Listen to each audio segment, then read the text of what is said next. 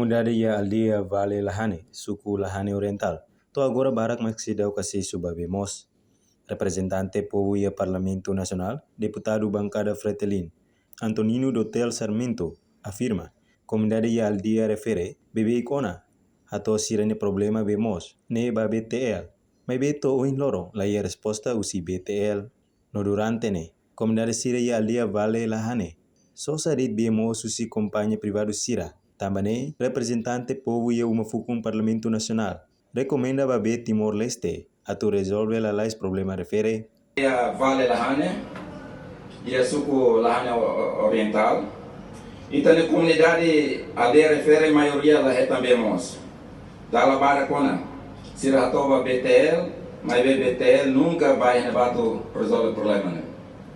E também a comunidade será tem que só saber nós, se companhia privada será 5.000 litros, por folha $25 ou $30.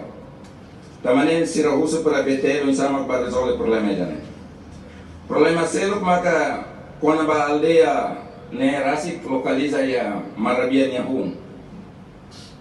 E a fato ainda vai né comunidade itania baleta será né e o problema lá os concretos será halo de torai banheiro o também mais né foi estraga fato né e estrada né tama para ser né dalam será e depois e o problema foi ameaça vai também comunidade ser nenhuma da maneira que o sumo carregar o técnico será vai fato né atau survei não vai for solução para problema sana e tempo dah.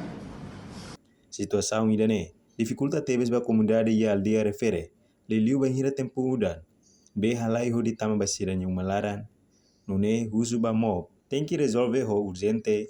Reportagem Finder Carvalho, Televisão Timor Post. Janela informação ba emogoto, atau tem informação atual dia kliu, kita haluha, hane yang botão subscribe, like, halo comentário, no fahe tutang ba media sosial hotu.